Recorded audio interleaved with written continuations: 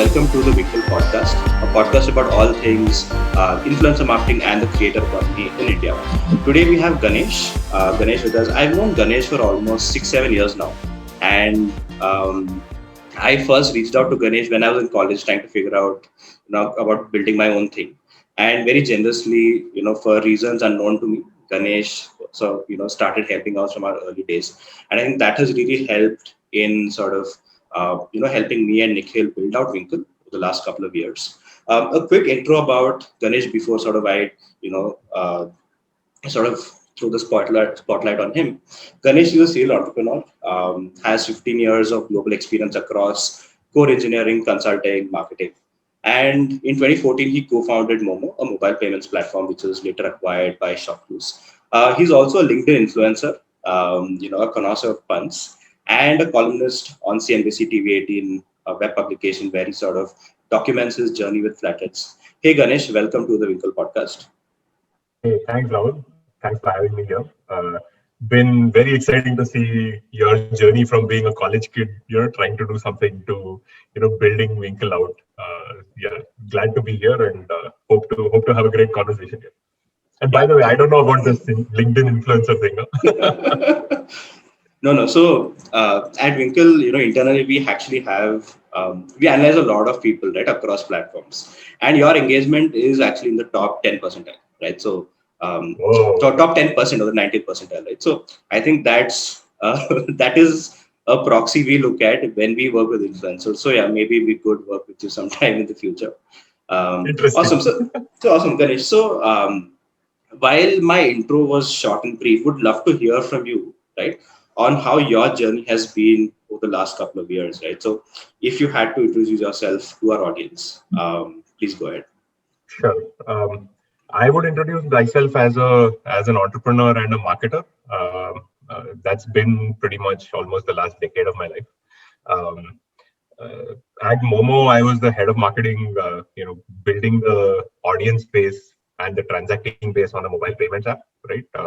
And building it as a little bit of a quirky, tech forward kind of a brand that people would sit up and take notice, right? In Flatheads, we are trying to build casual brand of footwear, which is basically a lifestyle product, right? So trying to figure out how to get people to understand what Flatheads is about and at least take notice, because casual shoes is a very generic market, and it's a very low involvement market, right? So how do you make people get emotionally involved in this is the challenge. I enjoy challenges, and B2C is probably the biggest challenge that anybody can throw at an entrepreneur, right? Because it is a big X factor to figure out whether the audience will actually like your product, try your product, talk about your product, evangelize your product, right? So there's a whole bunch of things that you need to figure out, right? And that's what keeps me up on a daily basis. So yeah. Awesome. And I think just for our listeners, I think I'll set the context and the theme for the entire episode. What we'll really like to cover, Ganesh, in this episode is number one, the role of storytelling and brand building, right? In the context of building out a brand from scratch, right? Now, the interesting thing here is that building a startup, building a brand is hard enough when things are great, right? But what's very interesting here is that Flathead saw its major growth during the pandemic, right? And now that makes it probably 5x or 10x harder, right? So it'll be very interesting to hear from you. Sort of how did you go about building out Flatheads as a brand, right? From conceptualization pre-pandemic, and when the pandemic hit, and you realized that hey, this is the time where I think the first few months was really hard, where it was almost zero. But I think June onwards, you guys sort of start getting back on track and built out something that a lot of people really recall today, right? Like Flatheads as a brand, with at least people who've been exposed to the brand, right, recall it as something unique with a very unique positioning, something that feels very premium, right? So would love to understand, number one, how do you think of marketing, right, and brand building and the role of storytelling here, right? And how does that change when COVID suddenly hits, or when you have to do that in the middle of a pandemic, right? So where would you start? Say, and the direct question here is that, say, when you sort of left Shop Clues and you thought of Flatheads, right? Probably you started thinking about how to build that brand, that story very early, right? Yeah. So how did you think through that? What were the early days of you thinking through that brand building storytelling? Like, how did you conceptualize that story? How did you realize, or rather invent or discover what story to tell? And how did that manifest, into reality? Sure. Um, when we envisioned Flatheads as a brand, so we got out from Shop Close in 2018, right? Mm-hmm. Middle of 2018 is when we started really thinking about Flatheads. Our idea was, we identified a specific problem with all day sneakers where we said this shoe can potentially be a brand that provides dress sneakers for casual dressing, which means shoes that are work appropriate. You'll wear it to work. It doesn't look too sporty or too casual. At the same time, it doesn't look too formal. Right? It has to go with your jeans and whatever casual dresses you wear to work. So it was a work appropriate sneaker, which is also fun appropriate. So you can use it for a long day. That was the concept. Now, given that it's a work appropriate sneaker, our core audience is the urban work tribe. Right? We call it the urban work tribe. It is effectively people who go to work and wear casual dressing to work. Right? So when that audience is defined, what is the way you catch the attention of that audience was the first thing. That's the starting point of building a brand, right? So our concept was more around telling stories of what are things that are aspirational for the work tribe, right? That was the thought process. Now, entrepreneurship is cool in the Yeah. work tribe. Everybody, whether he's a startup employee or a startup founder or even a corporate employee, always looks up to entrepreneurs because it is something that they see as people following their passion, really doing what they want to do, enjoying what they're doing on a daily basis, right? So, and it comes with its own struggles and triumphs, and the entire journey is something that you can appreciate. So we took that as the first spin, and we said, okay, maybe as a beachhead to create aspiration in our target audience, we can use entrepreneurship as the one spark, and then tell stories of entrepreneurs. Right. So the idea of building this out was more like you stay as an individual pursuing your own passions, be yourself, and Flatheads is with you on that journey. So it was more like an everyman kind of an archetype. So we defined an archetype for the brand. Right? What is the persona a brand should have? So there are, for example, Nike, Adidas, they are hero archetypes, right? So they are even in India, it's the HRX kind of a brand, or Cult, right? Cult says be better every day. Adidas says impossible is nothing, right? And Nike says just do it. So all these are pushing you to do something and become a hero in your own story, right? That is a hero archetype. Whereas what we are saying is because we are a casual brand, we don't want to go into that performance kind of a struggle and achievement kind of a zone. We are more saying we will be more around pursuing your own passion, being yourself, right? And being with your own individuality, being comfortable with your own individuality. Right? So that is more of an everyman kind of an archetype. It is not really a hero or a leader of men. It is just you doing yourself, the stuff that you like, and being happy with yourself. So that is the concept. So that's how we started, and that was the at least the beginning of how we start telling the story of Flatheads. Very interesting. So now, once you sort of figured that, hey, maybe stories around entrepreneurship is something that your target audience finds cool, maybe a little aspirational, right? And now, how did that really start translating into the stories you told, right? So now, one is the concept of telling stories about entrepreneurship, right? Now, how did you really, create content, create stories around entrepreneurship, and then start distributing across platforms, channels, so on and so forth, right? Like I'm talking about now. Let's take a segue more from a strategic thing now into more tactical kind of stuff, right? So, how did that translate from concept to actual execution? So. Two or three things about the target audience, right? Ultimately, for want of a better cliche, you have to talk about the 4 P's of marketing. Then you start getting into the actual execution part, right? So you know who the target audience is. You need to figure out the place where they hang out, right? You need to figure out the right channel to do that communication. Then you need to figure out what positioning you want to take, right? Which is where we said we are the everyman archetype. And then you start doing promotions. Promotions is effectively communication and reaching out to the audience for that.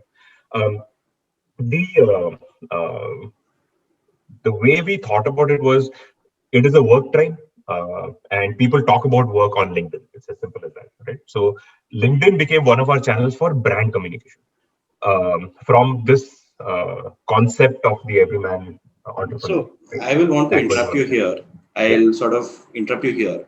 Did also LinkedIn become one of the platforms of choice because you personally have a good presence there, right? Or was that a factor to play in itself, or did not, or was that something that happened as an afterthought and not something that was considered initially? The fact that you had a good LinkedIn presence. Um, it helped for sure that I had a good LinkedIn presence. Hmm. And by the way, my LinkedIn presence has also grown significantly since then, because we took a conscious choice to start Okay. posting from just, not just the founder handle and the company handle, but continuously keep doing it. That was the Got idea. it. Um, Hmm. the One of the things that I felt was, I mean, I've been on LinkedIn since the early days. I understand LinkedIn better. Instagram is something that is not very familiar to me personally, Hmm. Hmm. right? And because we said work tribe, the audience was defined first, even before we created the sneaker, right? So Hmm. it just so happened that that audience hangs out on LinkedIn. So yeah, and the fact that we knew LinkedIn better, Hmm. it was easier to create that communication from LinkedIn, is the way Hmm. I think about it. Rather than saying ki, Got it. I chose LinkedIn as a platform because I have a presence there. No, it wasn't that. It was Got it. because the target audience was there. Right. Anyway, so I think what's also very important to note here is the fact that um, a lot of D2C brands, right, do not use LinkedIn as that platform, right? LinkedIn is a very B2B. That is the usual Exactly. thought Or process. that's a perception, right? That only if you're a B2B SaaS business, an agency business, would you use LinkedIn, right? But I think as a consumer brand, I think that is something that gives you an edge, because I've seen a lot of other, a bunch of other, footwear brands as well, right? And they're on your typical channels like your Instagram, Facebook, YouTube, so on and so forth. But I think you're one of the few brands, or actually the only brand I know of personally, right, that has leveraged LinkedIn to reach out to the target audience set, right? Yeah. Now, okay. Anyway, so you were saying, and I interrupted you. So if you could continue on that. Yeah.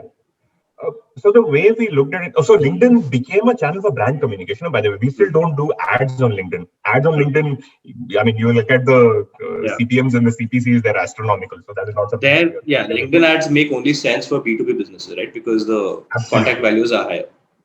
Exactly. And a value of a sales lead is much, much different on a Yeah. consumer side than a B2B side, right? Yeah. So, Yeah. which is why it makes sense for B2B business and not for B2C for sure.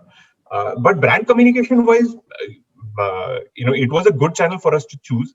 It doesn't mean that we have not done anything on Instagram, right? We are still Yeah. on Instagram. We are doing our stuff on Instagram as well, because Hmm. you're a fashion and lifestyle brand. You cannot, Yeah. stay up from Instagram. That's an essential Yeah. channel, and we do performance marketing there as well, right?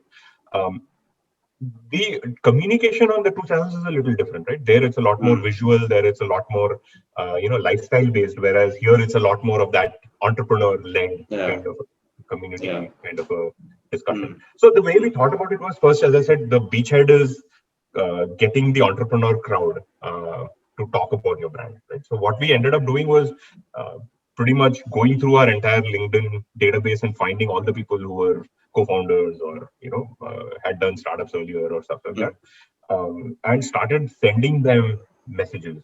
This is a Got it. classic LinkedIn sales model, right? You Yeah. create Yeah. a roster and you start sending out messages through your LinkedIn email, or if you're connected to them, direct messages. So we still just started doing this. Every day we used to send out about 100 to 150 messages, if not more.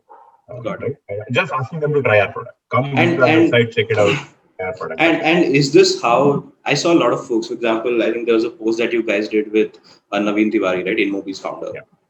Was this how you were able to sort of reach out to Naveen and get him to? No, that was more Okay, fortuitous. okay, Naveen happened to see one of our ads okay, and he bought it. We didn't even realize he bought it because he bought it in the name of somebody in his office. So we didn't even know he bought it. And then uh, later on, one of my friends who works in InMobi told me that, hey, by the way, Naveen wears his shoes. Oh, I was okay. like, wow, let me go meet him. Right? That's how that conversation happened. Incidentally, he had 3 pairs of shoes of ours already at that time. Right? So he was a fan Nice. of ours. Um, but yeah, he had seen us on Instagram, and then he had seen us on LinkedIn as well. Hmm. Uh, Rajiv Srivastava we had reached out to, and he tried our shoes, and I mean, uh, he is from our I am Bangalore alumni network, so I Yeah. know him from those circles from Yeah, I earlier did interact Noble. with him. Now he's running Antler. Yeah. Yeah, he's running Antler, correct. Yeah. We reached out to a lot of entrepreneurs. Some of them responded, most of them did not. That's Hmm. the usual way Yeah. cold calls go, right? Yeah. We just asked them to try our shoes. We didn't even send out free shoes or anything. We just gave a Hmm. usual, exclusive discount, so to speak, and asked people to try it out. And Hmm. a lot of people tried it out. The thing about uh, uh, entrepreneurs versus what you have as influencers on your platform is Hmm. that these are not people who are naturally inclined to talk about stuff, right? Yeah. They are not out there, putting style guides and Yeah. posing for photographs or anything like that, right? So it is Yeah. very hard for them to come out and say stuff, right? You have to keep telling them, can you do it? Can you do it? Can you do it? Hmm. Right? Give us Hmm. a testimonial, or send us a picture. We will put it up. Right? Those kind of things we used to do. So it Hmm. was much harder going. Hmm. Eventually, we got some people to respond, some people to give us some, testimonials and stuff like that. People loved the product. Hmm. That worked in our favor.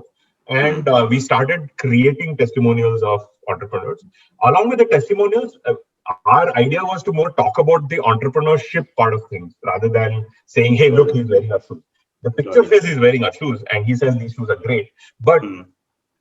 it is more about the entrepreneurial journey that creates the aspiration in people's mind, right? So the storytelling Hmm. element was more that saying this Got person it. is following his passion, this person has created something that is, making a dent in the universe. This is, and he's created something from nothing, right? And That was the ha- angle that we talked about. and he happens to wear a flatted shoe, right? That was a connection. That was the connection. So the connection was more around saying, we as flatheads appreciate what he's doing in terms of Got it. following his passion, right? And we are the guys who uh, want to be alive. We are the guys who want to, Hmm. help you while you're following your passion. So that was the connect to that story. Right? A Got it. lot of times you don't even make that connect explicit. You just write the story of the entrepreneur, and Hmm. the fact that in the picture he's wearing the flathead is good enough, right? So that's typically a brand story. Um, Got it. so that started catching the eye of a lot of entrepreneurs, slow and steady, right? Hmm. Typically, it doesn't happen overnight. Yeah. And unlike influencer marketing campaigns where multiple influencers talk about the brand at the same time, this was not a very coordinated effort. This was a very Yeah. slow and steady trickle of Yeah. information that keeps coming through. Um, and that started, at least people who were entrepreneurs, because generally entrepreneurs don't make sponsored posts too often, Hmm. and this wasn't a sponsored post, right? This was genuinely people talking about it. Yeah. It Yeah. felt natural, it felt authentic, and people actually started listening. Oh, okay, there is something out there. There is a brand called Hmm. Flatheads out there which talks about entrepreneurship, and that's how the connect started building, right? Hmm. Then we moved on to saying, okay, so there is you as an individual, Hmm. right, who is aspiring to be an entrepreneur or aspiring to follow your passion. How about you as a part of a community, right? Everyman is also part of a community. If you look Hmm. at Lego, uh, Hmm. the characters in Lego, the hero in Lego as well, right? He is a classic everyman, Yeah. right? Uh, he is always part of an integral part of a community. He is a hard worker. He is always doing his own thing. He's making an impact, but he is not the guy up on stage, as the leader of the group or whatever. He is a Hmm. natural person who keeps doing his own thing, right? So that was the connect to the community. Um, so we said, what is the community that works for us, right? And one of the things that you see now is D2C brands. There is a very vibrant community Yeah. happening across the board here. And nobody, again, as you said, most of the brands are on Instagram or on Facebook and other places. They are not here on LinkedIn. They said, why don't we create this concept of us belonging to the D2C community and us, talking about the D2C community? Hmm. So it is not just about entrepreneurship; it is also about a community of D2C brand, and we are part of that Right. community growing together. Right? So Right. then that was the next set of conversations that we started saying, hey, here is a brand that was created by an entrepreneur. It's part of the D2C community. We stand for this. Let us support the D2C community and go on. And so Right. those are the kind of stories that we are creating and identity that we are creating for the brand on LinkedIn. Incidentally, this very similar stuff we do on Instagram as well. But Instagram is more, it is more about the brand rather than the story of creating the brand as an entrepreneur, right? So it is the same picture, but it manifests differently on Instagram. So that's the way we have been Yeah. telling the story out there. And Good. thankfully, that storytelling has been quite powerful. People have started catching on. One of the other things that we realized is Twitter is also a very interesting medium for entrepreneurs, especially for some global exposure entrepreneurs. Yeah. Right? Twitter is big.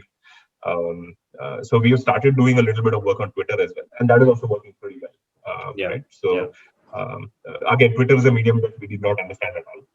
We have not been very familiar with Twitter, but because the audience is there, we need to go there. So that's how we are starting off there. Yeah, yeah. Now, while you did speak in depth of how did that concept translate or manifest as stories or as content on LinkedIn, right? Now, how do you see that playing out on Instagram, right? What's the tactical stuff, right, for that same story to translate into Instagram? So while you did mention that it's a lot more visual, right? But what kind of visual stories are working for you on Instagram? On Instagram, our visual appeal is very different. Our visual appeal is more casual, all day, right, lifestyle kind of positioning.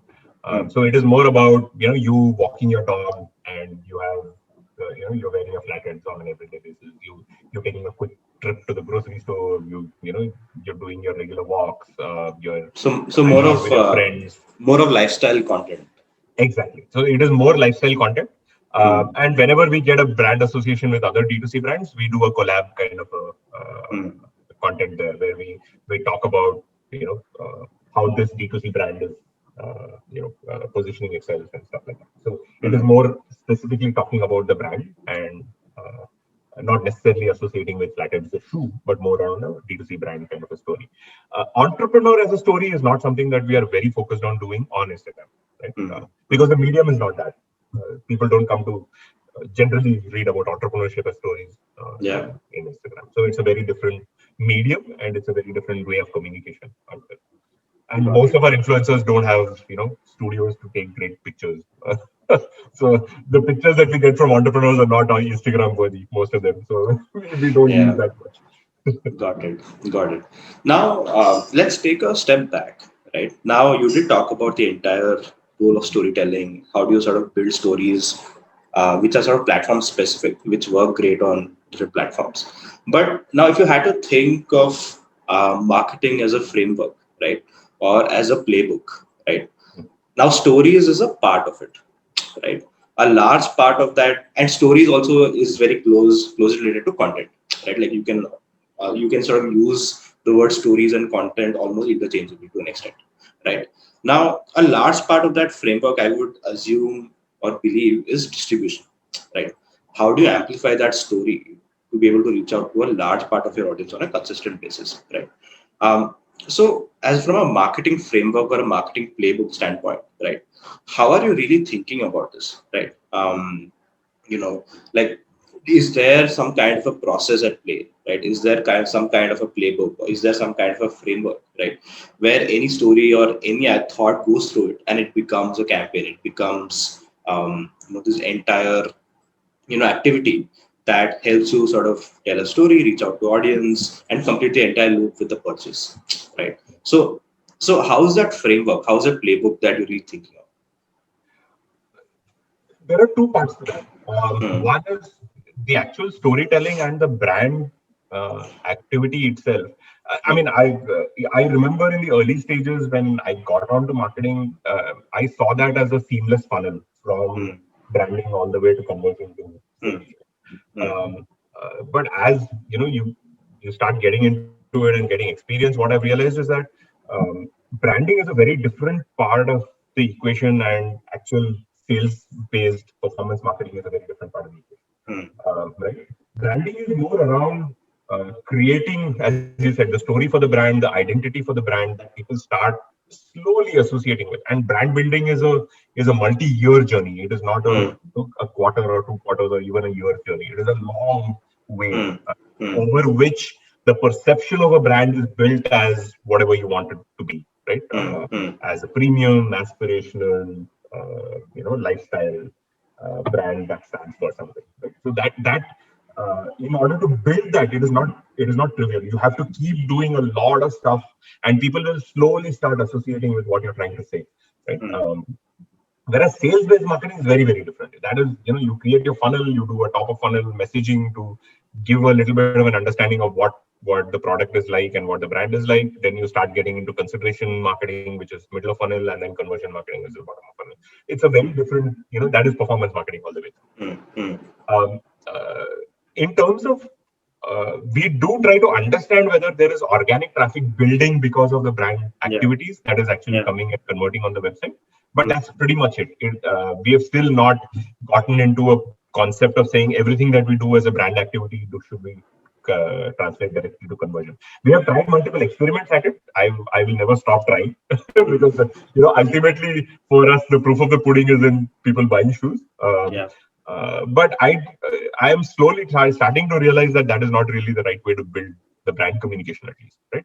In mm, terms of amplification and reach, from brand perspective, so we have done a couple of your early stage brand. We try to do some growth hacks and stuff like that. mm, Some mm. interesting stories there. We did something called a crowd speaking campaign. Yeah, I Um, was part of it. yeah, you were. Right. Thank you for that. Effectively, what we did was we found folks who had more than 1,000 followers in our network. We have 15 employees, right? Mm, So all of us found people who had more than 500 to 1,000 reach mm, organically, mm, and all of them we just requested to post a simple shout out to your friend who was mm, building flatheads, right? So it was a mm, simple message there, and wherever they had the followers, whether it was Instagram, LinkedIn, Facebook, Twitter, wherever, right? So we just requested people to post, and it was coordinated to happen at a specific time. This was during the Valentine's yeah, Day campaign, yeah, right? And incidentally, during that time when we made this happen, the Valentine's Day sale was also on, right? So got it. that is one way of thinking about how to convert an organic traffic audience coming. Mm, Right? So when we had about 150 people posting at the same time within an hour or hour and a half, suddenly like everywhere people were starting to hear flatheads, right? So two or three interesting things happened. One, mm, obviously we started trending, right? Especially on LinkedIn and Instagram, there was a huge noise. People started talking about and they started giving us shout outs. It started coming on stories, right? And organically, the visibility started to build up. mm, Then what happened was people who had already tried our shoes, they saw everybody around them posting about, hey, my friend is building flatheads. They started engaging on those posts. And they said, hey, you know mm, what? I have tried the shoe. It is super comfortable. I vouch for these guys. Go and try it out. Right. So mm, now people are coming and looking at the posts of somebody shouting out for a friend. And then they're saying, oh, by the way, there are other people who have tried these shoes. yeah, Right. So this is not just a brand that came out yesterday. It is something that people have already experienced, and it is a real mm, brand. Maybe this is something that we should try out. So then organic traffic started spiking, right? And incidentally, that day we were running Valentine's Day sales, so it was a good deal for people to try, mm, and it started converting into orders as well. So that entire chain we witnessed during that day. It was a very interesting campaign to see. But it is mm, not something that you can do every day. yeah, These are things that you can do on a campaign-based burst basis, maybe yeah, once in a quarter, not more than that. Otherwise, yeah, it just looks like too much. People will start getting fatigued about it. Right? yeah, yeah, yeah. Now, what I want to understand is, so you said, you mentioned that brand building, brand communication is a very separate aspect compared to your typical sales funnel, right? Now, while I understand that brand perception building is, multi-year journey, 3, 5, 10 years over a period of time. Um, is there any correlation between, and I think this is what something even you are really trying to figure out, right? Um, do you think there is some correlation between a brand perception or it being perceived in a certain way and that affecting the sales or the performance of the sales campaigns, right? Or let Yeah. me put it this way, right? If a brand is perceived very uniquely or differently from others in the market, right? does that translate to a better performing sales campaign, right? Um, I mean, is there some correlation which you can really draw, right? Um, in the early stages, no, Hmm. because the brand perception is built over time. And Yeah. matlab, from a brand perspective, when you're talking, you think that the world is listening, but you know what? Hmm. The world is a distracted crowd, right? Hmm. So they don't have time to engage with your brand, right? Hmm. Unless they are specifically looking at this, or something really different catches their attention, Hmm. right? And then they start following it. That happens very few and far between. That doesn't happen on a regular basis, right? So Hmm.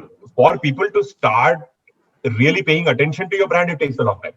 So in the early stages, you may not see a direct correlation, but as you go along and become a brand that most people have heard of and at least Hmm. have seen once or twice, Hmm. then you start getting a lot more goodness for the sales, right? Hmm. Uh, Again, this is a hypothesis of mine. We have not been in a situation where this has actually happened. Right? We are Yeah. still in the early stages of the brand.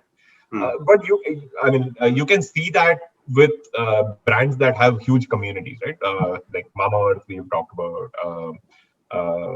Paperboard, we've talked about. Sugar These are cosmetics. conversations that Yeah. we've had, right? Yeah. So when a mass of people have already experienced the brand, have uh, you know uh, uh, have at least some exposure to what the brand is about in terms of the product, in terms of the category. And by the way, they are also telling a story of nostalgia, which is very, very appealing and Hmm. very, very emotionally connecting. Is when you start having that goodness multiplying, right? So there is a flywheel effect that keeps happening.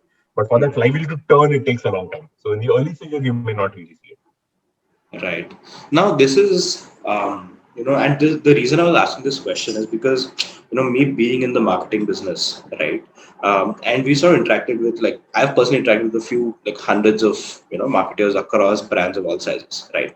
And many times when we talk about, influence marketing and the role it plays in telling a story, right? Like, for example, the way Mama Earth has done, the way Sugar Cosmetics is done, right? That story is constantly being told day in, day out, right? It's an always on kind of a strategy, right? And there, a lot of marketers fail to understand the connection between storytelling, brand building, and how that can result in someone buying your product, Hmm. right? And that is my quest as someone running a marketing company, saying that, hey, how can I show that, or how can I validate the fact that, hey, helping or telling a story or building a brand will translate to a sale in a way that's easily trackable in a attributable manner, right? Got it. But that is something I've struggled with, with every sales pitch I do. That is something I struggle with. So, this is like the four blind men and the elephant, right? Five blind Yeah. men, the elephant, or whatever. If you're picking influencer marketing as one of the legs of the elephant and saying, I will try to identify the elephant by this trunk, it doesn't work that way, right? You really have to look at the entire 360-degree picture. One of the frameworks that I always use is the Duffy's brand cycle. I don't know if you've seen Hmm. that. Um, Yeah. the customer has to go through a journey of being completely unaware of your brand, which is the inertia state, to uh, first hearing your brand at the first point, right? It could be any point, it could be any touch point. They first hear about it, they are aware, oh, okay, Flatheads, the name exists, right? They still don't know what Flatheads is, but they are talking about entrepreneurship, for example. They saw Hmm. somebody in their network sharing a post and they saw it. That's it, right? Hmm. Hmm. Next, after that comes uh, understanding what category you fit in, right? You are a premium sneaker brand in the casual footwear space, right? That category understanding is the next thing. After the first awareness of Flatheads, the name, Hmm. what category you fit into. The third is then saying, how is this different from other people in the same category? Right? So, what is the USP of the brand? How does it differ from the other people? And what is the brand personality? Now, there is a little more of a understanding of exactly why it is Flatheads versus other brands, right? So that understanding starts coming in. Then you start getting into consideration. The customer says, interesting. There is something that these guys are doing which is different from other brands. It is a casual brand in the footwear category. I understand that now. Now let us start looking into whether I want to try this brand or not. Then you get into consideration. In consideration, what do? You go and ask friends, you do your research, you go and look for reviews, you go and look at the specifications page of the brand, you go and look at their catalog. Right? A whole bunch of things happen in that journey as well, right? So which is where you need to build reviews, you need to build testimonials, you need to talk about featured in the press, right? As shown on TV. A Yeah. lot of brands do this, right? So then there are communities like Sugar Cosmetics and Mama and experiencing the product. So you go get involved in that community and start hearing positive reviews of the thing in the forums. Mm. So all that becomes consideration marketing, and at some point in time, it will tip into trial. A trial is the purchase of the product and trying the actual product out. This entire journey of pre-trial has to be built using both brand marketing as well as funnel-based performance marketing. Right? So Mm. all of them have to work in tandem. It is not something that you can say ki influencer marketing will do the job for you. It doesn't work that way. Yeah. Right? So you have to build Yeah. everything together. Uh, Influencer marketing works very well in building both the brand association, Mm. building the category association, as well as building the trust and Mm. testimonial and reviews kind of a communication. All these pieces, influencer marketing fits in very well. But you have to do every piece of that. You cannot just say, I will do, 10 influencers, I will give them a promo code and expect all the sales to come. It will not Yeah. work that way. Right? Yeah. And then once the trial is done, then there is a post-trial journey as well, right? So uh, here is the brand promise that happened pre-trial. Now I've tried the product. Does it actually fulfill that promise? If it Yeah. fulfills that promise, then it's a virtuous cycle. Then the customer starts believing in you. He comes and buys again from you. He starts talking about you. He starts evangelizing you. Then referral campaigns can kick in, referral incentives can kick in, and other people can come and start trying your product. So then you start short-circuiting that entire journey from inertia to trial by directly introducing people through a friend, right? A Got friend. it. Now you've already short-circuited the entire trust-building activity through the initial part, and you got straight to testimonial, right? Got Now, it. if a friend of mine has tried it, immediately you get into trial. So you're short-circuiting that path for the next customer, and that's how Yeah. you start reducing your marketing spend as you go forward, Got right? it. So if you look at it from that framework, everything has to work together seamlessly. And in the early stages, all of these pieces are not very well defined, which is why you Yeah. don't see a direct correlation between sale and the brand activity. But it will happen as you keep going. Got it. And I think now let's sort of get into the fact that Flatheads grew a lot, or rather, a major part of your growth has come in during the last 12 to 14 months, right? And But we are incidentally, only a 15-month-old brand. We launched in November 2019. So exactly, we are right? just Just about to start. pre-pandemic, right? Like Correct. you had 3 months of pre-pandemic, and then, right? So now I'm guessing a lot of your, what are the framework strategies, tactical stuff around marketing, right? Now you had another big factor to consider, that was the pandemic, right? So, for example, if you especially look at from when the second wave started in India, it's been about 3.5 weeks now, right? Our social media is full of people sort of calling out for help, COVID resources, trying to look for oxygen cylinders, injections, so on and so forth, right? Now, during this time, it's often considered very insensitive for a brand to sort of, um, run heavy campaigns, so on and so forth. Because number one, people are, I mean, it's the kind of content on social media today is very COVID focused, right? So the kind of vibe or the reason people won't like the the perception of someone who's on Instagram today, right? He's just seeing COVID, COVID, COVID, COVID everywhere, right? So there's more of fear than anything else, right?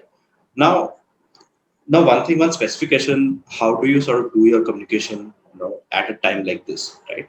Right. Number one.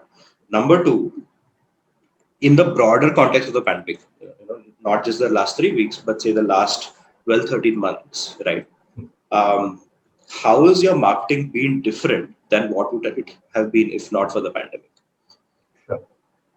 Um, I think the last 2 to 3 weeks is very. It's almost a panic situation, and it's a Yeah. things falling apart kind of a scenario right now, which is very unfortunate. We should never have been in this situation. But I think this is probably absolutely the wrong time to do brand communications. Mm. If you have to do brand communications, then do it to help make the situation better in any way. Right? Right.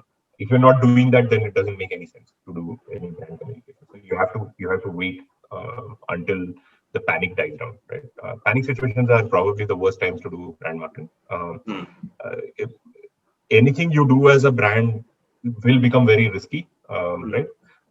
Somebody like a Dunzo right now can do a good job of saying, we don't worry, we will take care of your essentials, we will make sure that you are okay, right? So that is relevant communication from the need perspective. But otherwise, talking about shoes when there is a lockdown doesn't make any sense, honestly. Yeah. Yeah. Right? So um, you have to be very careful during these situations where people are very emotionally high strung and stressed out to do brand communication. It can backfire very quickly. So normally, as a brand guy, I wouldn't launch any major campaigns during this time for sure. But from the longer perspective that you said, the 12 month of what we have gone through and what how this has progressed. Um, we looked at it a little differently. We said, okay, so now we talked about ourselves as work sneakers, but nobody's going to work anymore, right? So how do you reposition yourself and tell your story differently? Yeah. So the first thing was a repositioning exercise where we said it is not just about going to work, it is also an all-day sneaker, right? It is something that you can wear for 13, 14 hours every day. Even if you're not going out for 13, 14 hours, you are at least walking around and doing an active lifestyle. You're going out for grocery runs, you're in your 2 kilometer radius, you're still doing some stuff. And this is a shoe that you can use for that as well. So it's an all-day, everyday sneaker. So that was the communication that we switched a little, at least in our performance kind of campaigns. Brand campaigns were still talking about the whole entrepreneur vibe and stuff like that, but it was not around work sneaker. It was more around all-day and all-day lifestyle, right? So that was the performance and funnel campaigns that we started doing. For us, when the pandemic actually struck last time, it was a survival mode, just like most of the people, right? So because obviously you could not ship the shoes, so and we are only e-commerce based, so we could not do anything out there in order to do sales. But we took that time to step back and say, should we even continue in shoes? For example, we were barely 3 months old. Right? Is this business model even right given the whole pandemic, or should we do something else? Ultimately, the answer was, we are passionate about this area. Would you rather be doing t-shirts? I don't know. We are not really passionate about t-shirts as much as we are about shoes. Why don't we just do shoes? We took this time to actually step back and say, what is right for the audience in this context? What is right for the audience, and how should we look at this? Right. So people are a lot more aware of sustainable, organic, natural, right? Good for you. Good for the environment. People are a lot more empathetic to it. People are a lot more open to try things out in that domain. So we said maybe we can innovate in the area of natural fibers. Maybe we can innovate in the area of something that is a lot more sustainable. So we started looking at bamboo fibers and we launched bamboo shoes. Right. So that was one thing that we went back to the drawing board on in terms of product. And second was in terms of understanding the ethos in which people are. As I said, work from home, right? So maybe you should create something that people can wear as a lounge wear, right? Which you can wear inside your house. If you are just stepping out for a quick thing in your apartment, you can just go and just slip the shoe on and go. So instead of laced shoes that look more formal at work, it became more slip-ons and mules and those kind of silhouettes that we started working on. Right. So you have to stay in the context. You have to try to figure out what works, and then the communication was around just what your everyday lifestyle is now. This can be part of your everyday lifestyle, right? So that was the way we did it. The communication again was more in the positive vein. So you can take again different tones of voice, right? So you can talk about it saying, I'm almost like a therapist to you, where I'm saying, don't worry, everything will be all right. That is one tone to take. There is one tone to take where you say, I'm being positive, I'm being happy, and my vibe is happy. And by association, when you look at us, you will see the happy vibe. When you look at what we are doing, you will always have a smile on your face, right? So that is another way to create a tone of voice. So that is the tone we took. As a casual brand, a positive, happy vibe makes sense. Right? So we went that direction. A little bit of quirk, a little bit of wordplay, a little bit of punning, right? Which I like to do anyway. Right? So some of that gives a small smile on your face every time you read it, right? So that is the kind of humor that we started associating with. Not very over the top, but just a little subtle humor that that brings a smile on your face. So those are the kind of positive communications we started doing with respect to the pandemic. Okay. Right. Now, what I really want to understand is, while people started going out, say, last year, sometime around June, July, August, right? Something like a shoe is still not, being as heavily used as it was before pandemic, right? So that need, I'm assuming, wasn't that high, right? So I'm guessing whatever sales happened is largely based on more of a want and that aspiration you created, right? So was that something you thought about consciously, saying that hey, now people don't need shoes as much, right? They are hardly heading out, right? Offices have been shut. While people did start going out in the last couple of months, it was still restricted, limited to pre-pandemic levels, right? Now, at a time where shoes are not really the need, right? Um, how did you consciously change your thought process and your approach, right, towards actually selling, right? Like now you had to do probably a harder job, right, or a more difficult job creating that want, right, and that aspiration, saying that hey, even though I may not be using shoes a lot, I still want to own a flatheads, right? How did that happen? We are still in the very early adopter phase, right? Mm-hmm. When June you're talking about, June was 3 months of existence and then 2 months of doing nothing. We were effectively selling masks in order to survive. Um, but in June, what we said was, instead of looking at it from a large brand kind of a lens, where you're sitting there saying, how do I change my narrative? How do I adapt to this and try to figure out how to liquidate, all the stock that I have sitting in my warehouse, which is what a typical big brand would think, right? And how, what sort of things should I do?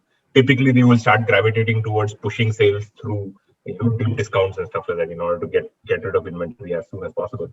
We sat back and said, yeah, we are a very small brand. We only have 2,000 shoes in our inventory, right? And in a country of 1 billion people, there are 2,000 people who are willing to buy a shoe. Right?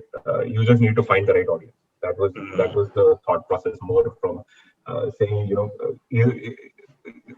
like for example, Kamal from Firefight had said this is probably the worst time to have a brand because customers are not going out, they're not shopping, retail stores are shut, right? Lockdown is in effect. At the same time, it is the best time to build a brand because as a new brand, if you're looking at it saying, even the largest players out there who have a huge retail presence pan India are actually on your turf, right? They cannot open their stores, so the entire supply distribution chains that they have is actually shut. They are trying to figure out e-commerce as much as you are trying to figure out e-commerce, right? So um, this works to our advantage rather than our disadvantage. So as an entrepreneur, you start spotting opportunities more than roadblocks, right? That is typically what you do as an entrepreneur. In survival mode, when you're perennially in survival mode, you start to look at opportunities. So that looked like an opportunity Yeah. to us, and we just took it that way, right? We said, okay, okay, 3,000 shoes we have to sell, not a big deal. Let us go. Let us do our basic campaigns and stuff like that. As I said, we talk about it as all-day sneakers instead of work sneakers, so that should work. And we kept talking about this is a new brand. This is interesting. We have done something new and unique in terms of bamboo fibers.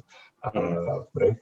Try this out. It is great for the Indian tropical climate. It is an all-day sneaker, super comfortable, super lightweight, super breathable, and so on. That was the communication that we talked about. It was very simple. It wasn't very,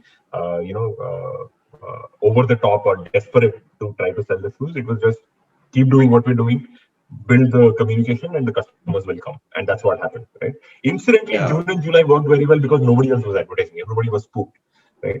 So when the lockdown started opening up, we were one of the first brands to go and start talking. So, CPCs and CPMs were at an all-time low at that time. Even the Amazons and the Myntra was not advertising, right? They were all sitting tight. And that, which is why June and July were probably our best months. But that just happened purely by coincidence. It just happened because we took a chance and they did not. Yeah. August onwards, everything went back to normal. The same ROAS conversations started happening and CPC conversations started happening again. Yeah. But June and July, because nobody else was doing it, it worked. And there was some pent-up demand, right? There is also this revenge buying or revenge shopping thing keeps happening, right? So thankfully, we caught some of that wave, and people started trying out our sneakers. So anything that works in your favor, you should just go and grab it with both hands as an according to me. Right? And one thing I've noticed, right, is after you guys launched the entire bamboo range, right, is there was a visible shift in the confidence of the brand. Like I could see in terms of communication, in terms of a lot of the stuff you guys are doing, that confidence about yourself as a brand, what you're selling, you're offering, your promise, right? There's a visible increase in that confidence, right? And I think that goes to the fact that so a lot of brands, right, during this pandemic time, they said that hey, it's going to be slow, right? So it's more about clearing old stock versus trying to innovate, right? Yeah. Whereas I think you guys stuck to your sort of saying that hey, while we do have stock which is not probably not moving right fast enough because of lockdown and so on and so forth, I think you guys still continued with your upcoming product lines, right? As per probably the original plan or what you have probably had in mind before, right? So a follow-up question to what you did mention, right? That looking for opportunities at a time like this. Um, what convinced you to sort of come up with newer and newer product lines, right? Spend time, money, effort, resources into that R&D, right? To be able to sort of create a new product line at a time like this, right? Yeah. Instead of just saying, hey, I have the stock, let me just clear that out first, right? Or I'll just sell more of that versus trying to create something new at a time like this. Got it. Um, so natural fiber shoes were always on the radar even when we launched. Okay. Hmm. Our first set of shoes that we launched were regular polyester shoes, Hmm. primarily because we didn't have the time, the luxury of time of 3 to 6 months to actually do the R&D and prototyping to launch a completely new fabric. Hmm. Right? Hmm. We wanted to launch and see whether there is product market fit or not, whether people will identify with an extremely comfortable, extremely lightweight, breathable shoe for all day use cases, all day Hmm. casual use cases. This was the first thesis in our head, right? We just went and built the most basic shoe that we could make, which was in our terms MVP, right? Hmm. And we said, let us go and explore in the market. Let us make pricing discovery trials. Let us understand whether the proposition fundamentally works, and whether people try the shoes and then come back and say, hey, great, I like the Hmm. product. Right. So that was the first. It was a product market fit experiment. The first set of shoes that we launched. Right. Bamboo was always on the radar. It was just a matter of time on when we will do it. Right? And because in the pandemic there was nothing else going on, and we found suppliers who were willing to work with us because their big mass orders from their regular clientele had actually cut down because other brands were completely stopping orders, right? So Hmm. they had spare capacity and they were willing to work with us in order to build this out. So it again, there was an opportunity in supply chain which when we went and asked them, they said, great, we will work with you. But otherwise, on a regular basis, when they're building lakhs of shoes for other customers, they wouldn't have the bandwidth to come and work with a small brand like us, right? It just so happened that they were also open to do it. Things just started falling in place. It was just for us to go and discover that okay, there is an opportunity here. Right. So it wasn't that we thought about it once the pandemic hit that maybe we should do something different and create a USP when nobody else is doing it as an innovation. No, we always wanted to do bamboo shoes. It was just a matter of time. Hmm. When was the question? Got it. Idea was to do it in 2021. We fast tracked it to 2020 because there was bandwidth and availability of resources to do that. Got it. So that's how it happened. Um, so we have also it is about bringing the team together. You mentioned that the communication also became a lot more confident and crisp, right? Hmm. That happened because the team came together. So if you Hmm. look at the evolution of our marketing communications, initially we were working with an agency. When the Hmm. pandemic hit, obviously we didn't have the luxury of keeping the agency on board, so we stopped that. Hmm. We started working with an individual Hmm. who happened to be a friend of ours who agreed on a build own transfer kind of a model, where build operate transfer kind of a model, where he would help us build our performance marketing engine and marketing engine, communications engine. Hmm. He would help us hire the right people on the team, and then he Hmm. would transition it over to the team. Right? So that Got it. engagement started during that pandemic time.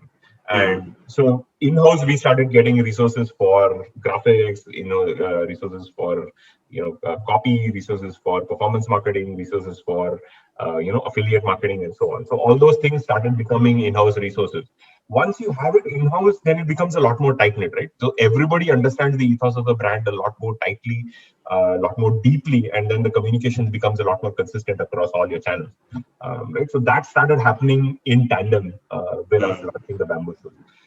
When you launch something with a USP, that, as I said, in the brand Duffy cycle, creating an identity in the person's mind as different from other people in the category becomes easier, right? So Right. that helped as well, and that's why we also got very confident when we started talking about bamboo. People started noticing, talking about why bamboo is good for you, right? Other people started showcasing us as an innovative brand with design forward thinking, made in India. A lot of these things started falling in place, and when you hear other people coming and saying, "Oh, great, you guys have done a good job," our confidence also increases, right? So all those things started happening on a regular basis for us, going through. So. Got it. It was again, yeah, internal resources and competencies coming in, external validation coming in, that helped us build it on top of one another. Mm. Right. Awesome. So I think we will start concluding, right? Because I think what you really shared was the fact that I think, net, I think the pandemic really helped in more ways than it sort of, destroyed things, right, or made things bad, um, right. Now I think the current situation again, it's going to take a few months, right. How do you see the marketing mix or the strategy evolving for flat rates, say in the next 6 to 12 months, right? Um, is there something that you'll be doing differently than the previous 12 months, right? Point number one. And point number two, if so, you're doing something different, right? On what fronts would it be, right? Is it, so basically what I'm trying to understand is it going to be a simple formula of let's continue to do what we're doing, right? Obviously, we will be conscious of the situation of the environment around us, right? Or is there something new? Like, for example, um, are you trying to go, will you try and build more associations like how, you built out with entrepreneurs, right, over the last few months? Is there a new target audience that you'll be going after, right? Yeah, So, want to understand how the marketing is going to evolve, say, in the next 6 to 12 months. sure.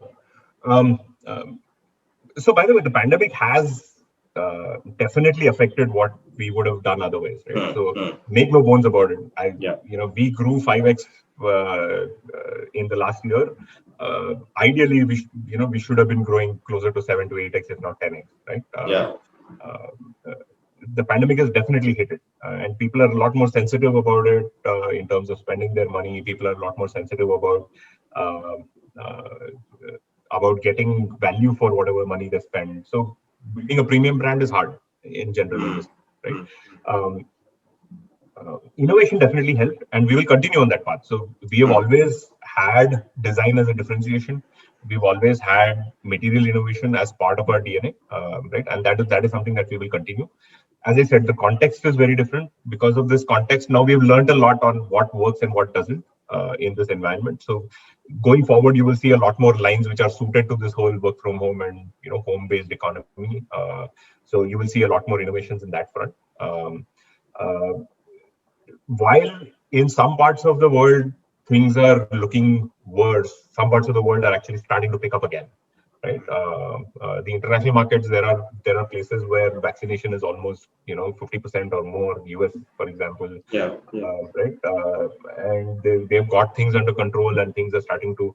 People are talking positively about economy and moving forward again, right? So we will start doing experiments there, whether we can actually position our sneakers in that market as well. So international expansion Hmm, is one area.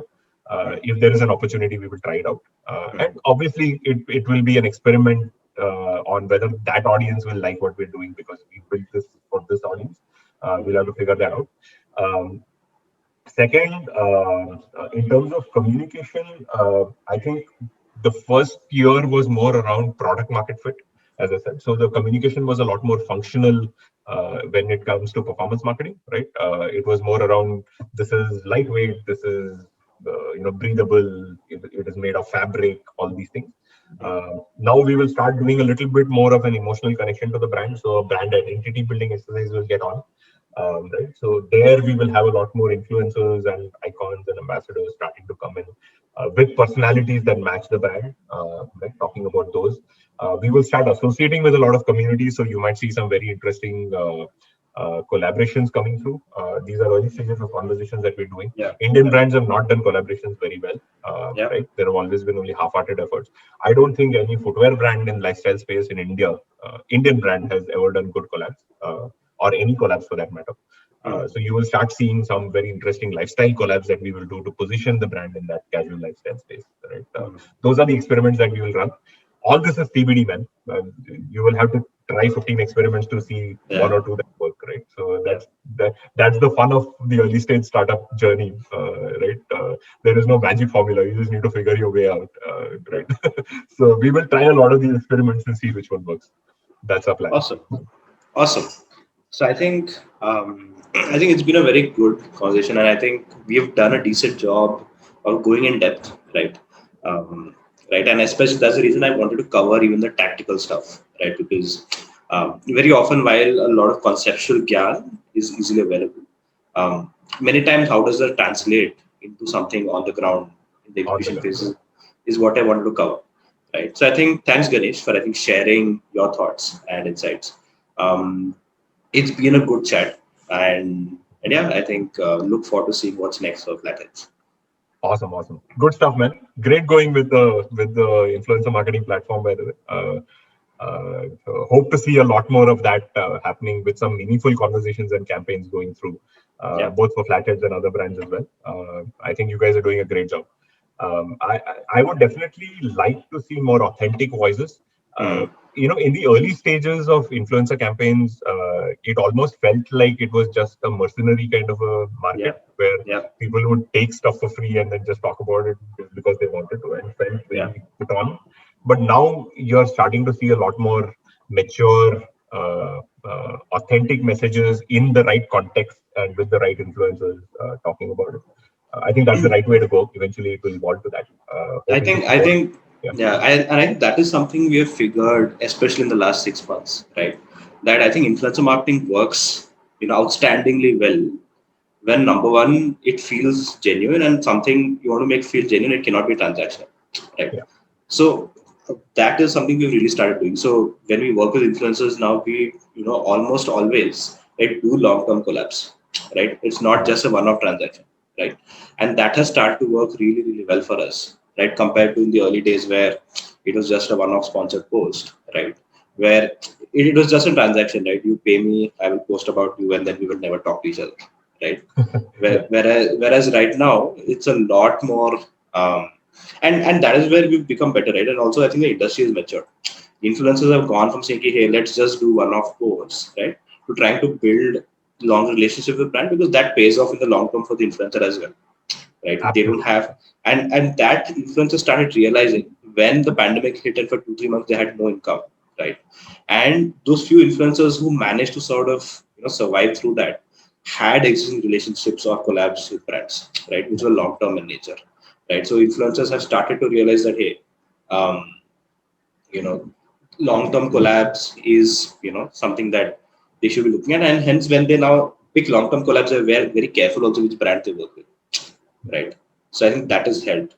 What I would really want to see is influencers and creators having skin in the game. Like ideally, like here's what I am sort of thinking through the future, right? Like I think every brand should sort of offer some kind of sweat equity to a bunch of influencers, creators, basically people with a large audience, right? Yeah. And these influencers, creators sort of almost act like evangelists, right? Talking about the brand, plugging it in almost every situation, context, wherever, in a very organic way. I think that is something I really like. That's one big experiment we are really looking to try, right? Where probably we'll start off with Winkle itself, right? We will probably get an influencer who's relevant to our business, right? And offer some sweat equity and see how that goes, right? Yeah. And I think that will make sense for a lot of brands as well.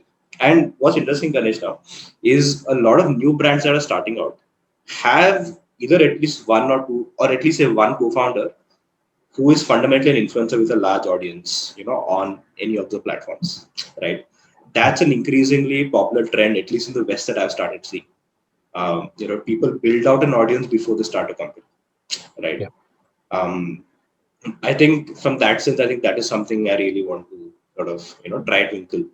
at least in the next 12 months, I want to run that experiment and see that, hey, if a brand has like a permanent influencer, right?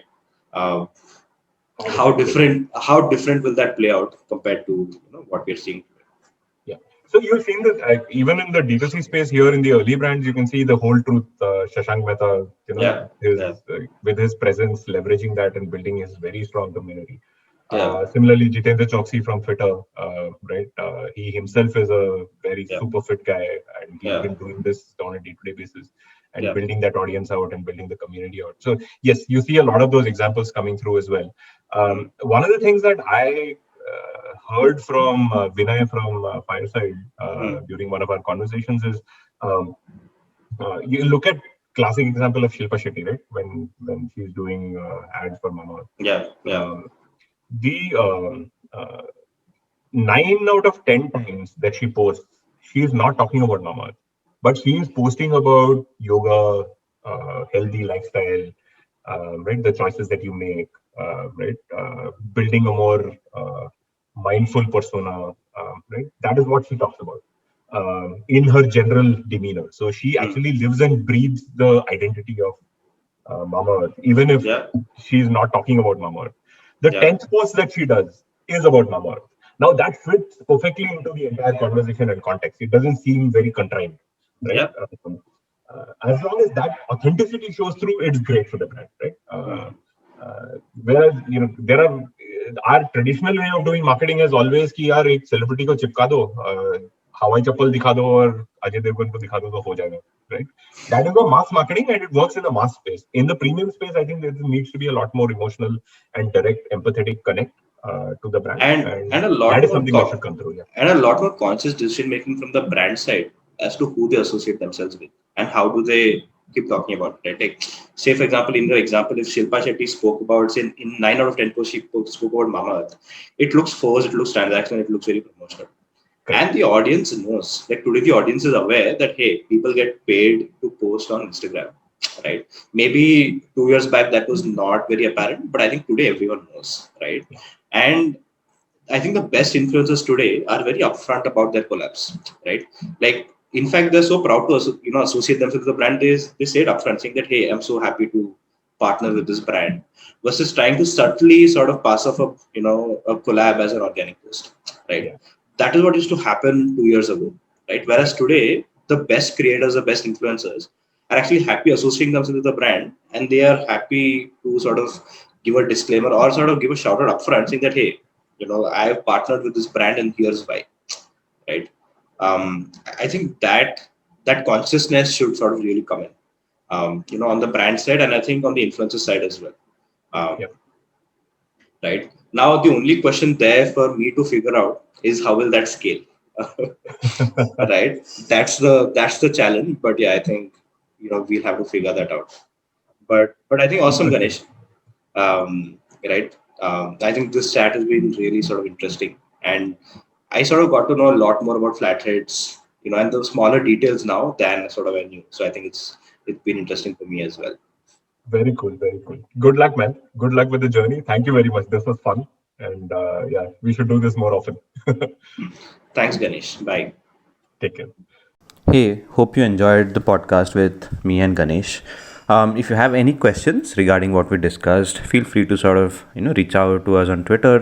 My Twitter handle is _ the Rahul Singh, and for Ganesh it's Ganesh B78. And I hope you look forward to the next episode, and take care. I think we are living in tough times. All our loved ones are sort of getting affected by COVID. It could be directly, indirectly. So I really hope you take care and see you on the next episode. Bye.